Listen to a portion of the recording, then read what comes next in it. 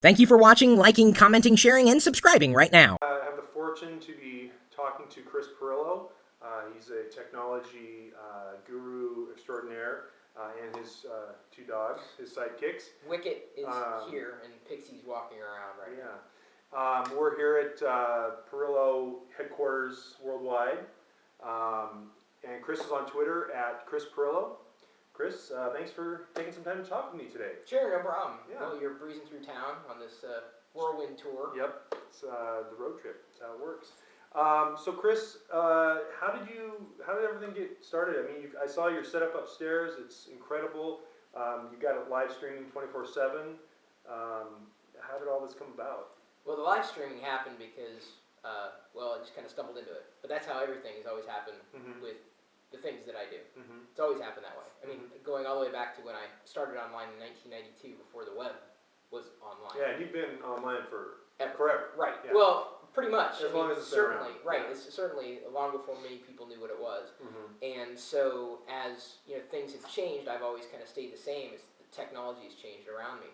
So when I saw an opportunity of doing live streaming, I was like, wow, I can really do something with this, and took the things that I was doing and just modified them a bit. And I treat Facebook and Twitter and MySpace as very much an extension of myself. It's less,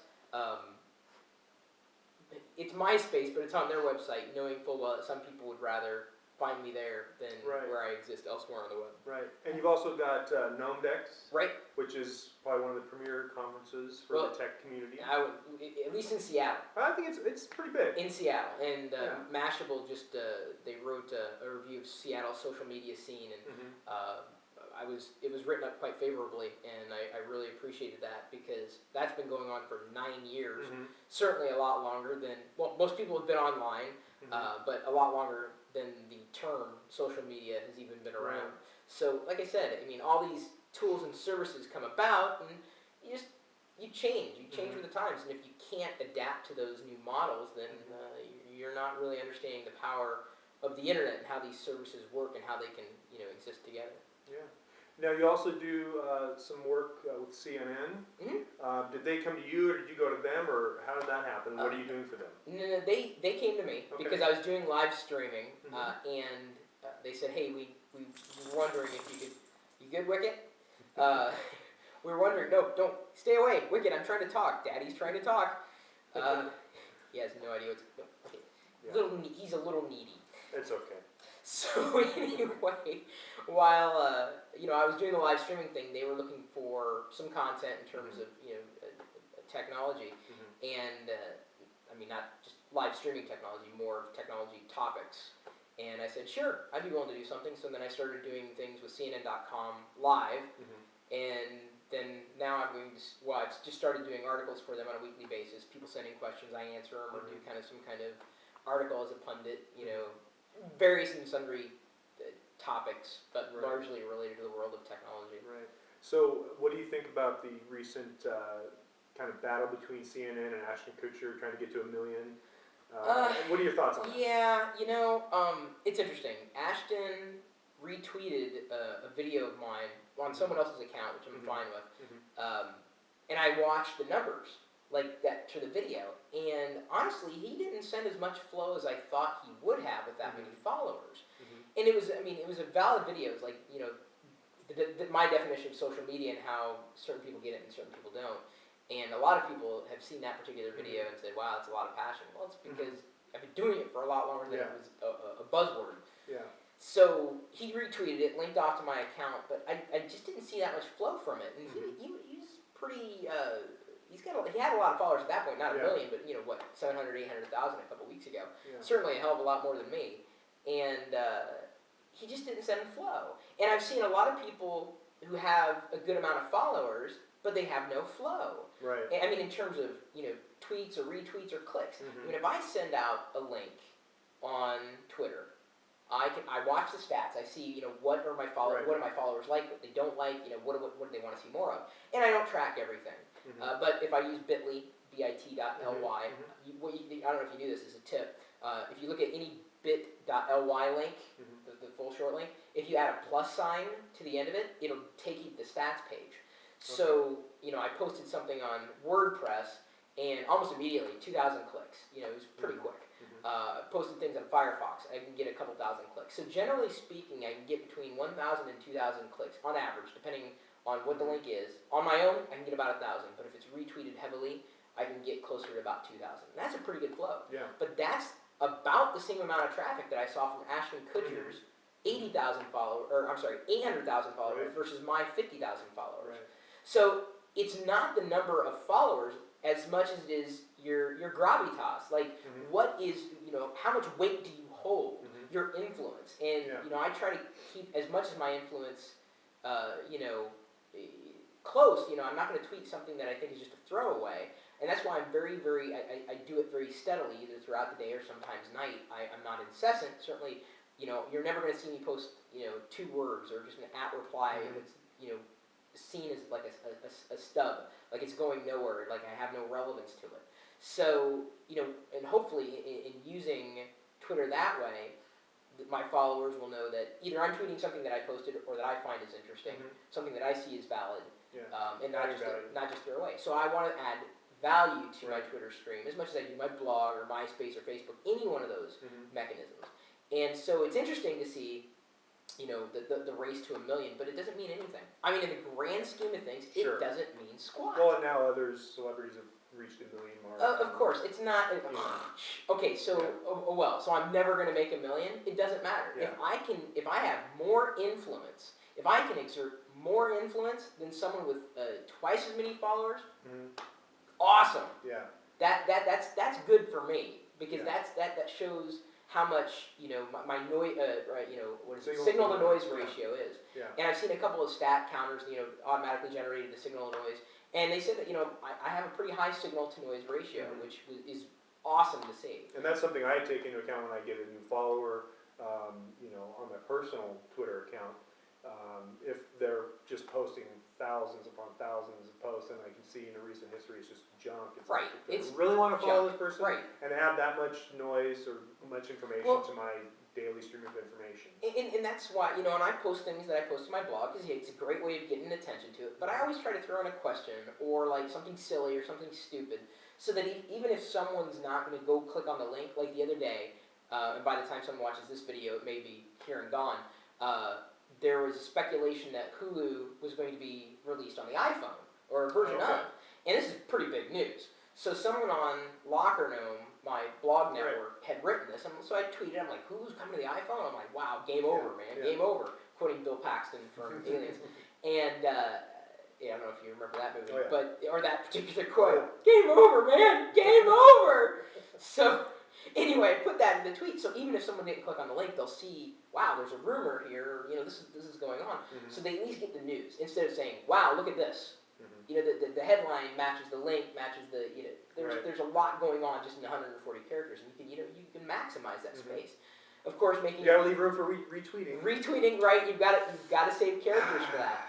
But even if I didn't, even if the retweet didn't happen, it's the fact that I exerted it that way, and I know, without a doubt, a few other blogs picked it up specifically because I had mentioned it on Twitter, like Tuaw, T-U-A-W, the unofficial Apple blog, one of my favorite, and no joke, one of my favorite destinations for Apple news. Not just because I know the people over there, but because it's always good stuff. And so they said via Locker Room at the bottom, so they gave credit, and I know it was only because I tweeted it out, and specifically with those teaser links. So it's something that I always want to try to add value, or throw information out there, to let people know that this stuff exists, and that's the kind of brand that I want to portray. Yeah, I think for for celebrities, it's not so much about their they are influencers, but it's not so much adding value for them as it is, I think, controlling the message and taking. I think they're trying to take the power away from the paparazzi and that kind of media and try to control the messages about what they're doing. Right. So whether that's successful or not, we'll see. I think Ashton, I know he doesn't know who I am. He's never going to follow me or whatever, but he's at least doing it, I think, the right way. He's using these tools, and it's not just PR, it's not just marketing. It's him. Yeah. And I think that's extremely, that's the way to do it.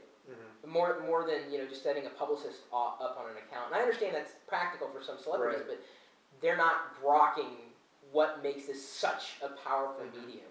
And I'd hope that more celebs, whether they be minor, local, or something national or international, understand that message or that ability to control the message is extremely freeing. Yeah, I think, and with all the celebrities and big names that are coming on Twitter, I think one of the problems I've seen it for a while, is there's no way to verify that it's that Right. person.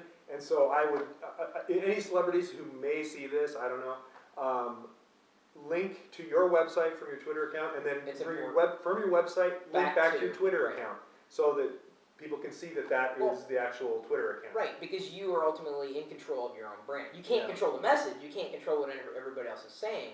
You can't necessarily control a squatter, but at least if you're making that cross reference, you're in control of your own domain. And Twitter will also, if someone is squatting on your name, they will also intervene and say, oh no, this belongs to so and so. Or at the very least, do a twit pic that's something authentic of you, and then it's obvious that you're that person, right? Because nobody else would have that picture. So with all the media attention with Twitter, do you think it's jumped the shark or jumping the shark, or do you think it's got a lot of legs? No, I think it still has legs. I think I'd like to see the number of I'd like to see the follower count disappear. I really would. I mean, it's just getting asinine, because the marketers are now seeing it as a valid metric. It causes nothing but pain for people that had legitimately been working, and to build up a base, and then all of a sudden they get trumped by Joe Nobody or a celebrity, and they're like, well, but that isn't very fair. Well, it is fair because they're using the tools at their disposal, or they're building off of their brand. But it also sets people up for false comparisons. And by eliminating the follower count, or even how many people you're following, then it's all about what you're tweeting, not how many people are following you. It's what you are doing, how you're interacting. And then the onus is on the person who's using the Twitter account to create something of value, versus a celebrity who's just posting, I had a grilled cheese today.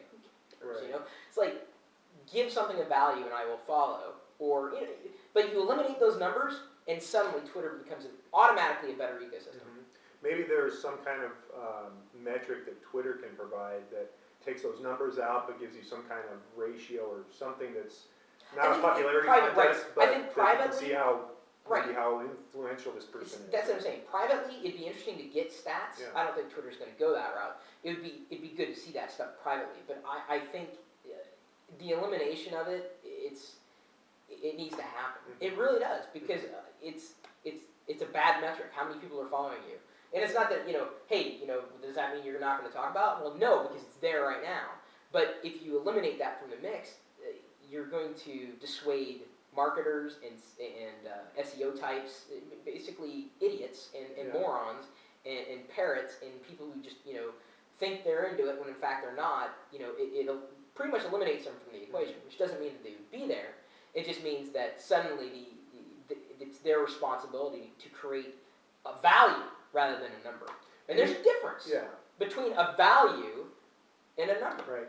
When you're saying to get rid of those metrics, you're talking about on the public end? On the public end. Okay, because it's nice to know how many Right, it's people nice to know privately, you're saying this embarrassing thing to, how many people are going to pick that up possibly, and everybody else. I think then you could share those numbers if you wanted to or not. But by doing that outright, I think it's just it's not accurate. I've seen people that have had more followers than me, and I'm like, you didn't get these. Who are your followers? Because well, a lot of people, but dummy accounts, and a lot of people have they'll just dummy, follow like crazy, and then get follow backs, and then it's just so it means nothing anymore. It means absolutely nothing. It's the people who ruined it for the rest of us. Yeah, I've seen getting a lot of follows from internet marketer. A lot of it, like I said, there's marketers. Like a Twitter secret. Here's the thing: marketers are morons. They get into the game like far. That's when you know it's jump the shark. That's what I'm worried about. When marketers are in the game, it's jump the shark. Yeah, so I hopefully Twitter's going to change the game a little bit to kind of dissuade. Guys It won't happen unless they hide the numbers. Yeah. So Twitter, very popular. we've seen some other, some kind of open source microblogging platforms. Like Laconica, Right. right. I'm kind of wondering if you see any future for those kind of things. One thing I've kind of envisioned is maybe a future where microblogging becomes like email, where it's, you know, it's all interconnected. I don't know if that could ever happen with something like microblogging it's or funny. Twitter. No, it's funny because Twitter is telling me that my email address isn't working, and I'm like, it is. I know it's working. People are testing it. So something's going on. I'm not getting notifications on DMs, which I really appreciate. I installed an instance of Laconica, and I did it seattle.socialcentral.net just to see if I would be able to get a lot of Seattleites to do this. Well, I mean, some people joined up and said they like the idea. The problem is that unless there's a crossover between Twitter and this platform, it's tilting at windmills. So now I've got to talk to a developer friend and said, here's what I'm trying to do. Could I be able to pull in people who are in Seattle? Could they identify themselves and then automatically have their streams input into this separate site so that there's a place for Seattleites to go to get information about what's going on in Seattle. Because right now it's completely distributed, and there's no easy way of finding out who's in Seattle on Twitter, unless there's some kind of directory. But the directory needs to be ad hoc, and it's a little convoluted. But I think the potential of a vertical type of Twitter is extremely valid. Yeah. Extremely. Well, yeah, we've even down to a neighborhood level. Yeah, I mean we've seen. There's kind of internal Yammer, right? You know, and I've used that before, and it's like, oh, okay, this. It's good if you've got other people who understand why and how and when they would use it. You know, it just depends on your use case. Yeah. Don't jump into a tool unless you realize, you know, okay, this is what I'm going to use it for. Here's the potential. Right. And then the other people you're working with also understand why you're doing that instead of just throwing another tool at them. So enough talk about Twitter. Let's get back to the real world. Okay. So what does Chris Pirillo like to do when he's not streaming live 24/7? When he's away from the camera, other than take care of these guys down here. Yeah, finally, Wicket, calm down. He's sleeping or trying to sleep at your feet, and Pixie's completely under your chair. I don't know. The pastime seems to change. You know, I get interested in different things every so often. I do like to take time out if I can to consume media, and I have to step away from the computer. So I just purchased This American Life Season 2 on DVD, and they did that on Showtime, and I missed it completely, even though I haven't got a subscription to Showtime. I watched it. I didn't enjoy it as much as the first season, but if there's like one piece of media that I recommend, it's This American Life. That you can get it on a podcast, you know, in iTunes or wherever, free. The television show, it's okay. I mean, it's okay. The radio program though, or the podcast, is amazing. Yeah. So you know, I like consuming media that, you know, in an offline capacity as much as I do online. But you know, I lead a boring life. There's not. I don't need much to really to go. I mean, a lot of my entertainment happens. Oh, there's so much online, yeah. Right, I mean, I just love it. Someone will send me a link to YouTube, check it out, and then I've lost like 4 hours, you know, checking, you know, complete subculture.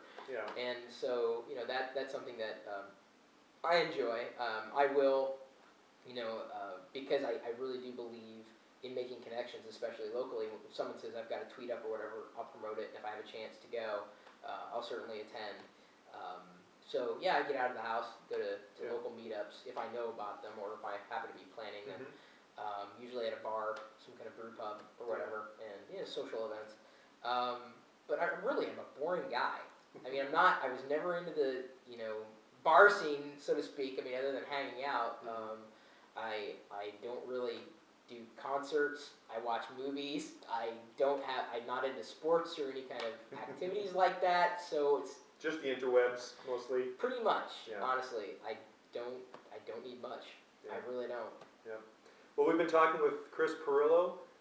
Chris, thank you very much for letting me talk to you today. On my camera. On your camera, because my battery died. But that's what you get for coming and talking to a geek. He's set up. Hopefully, this will be a good, you know, good quality representation of the camera. I think so. Thanks, Chris. Yeah, no problem.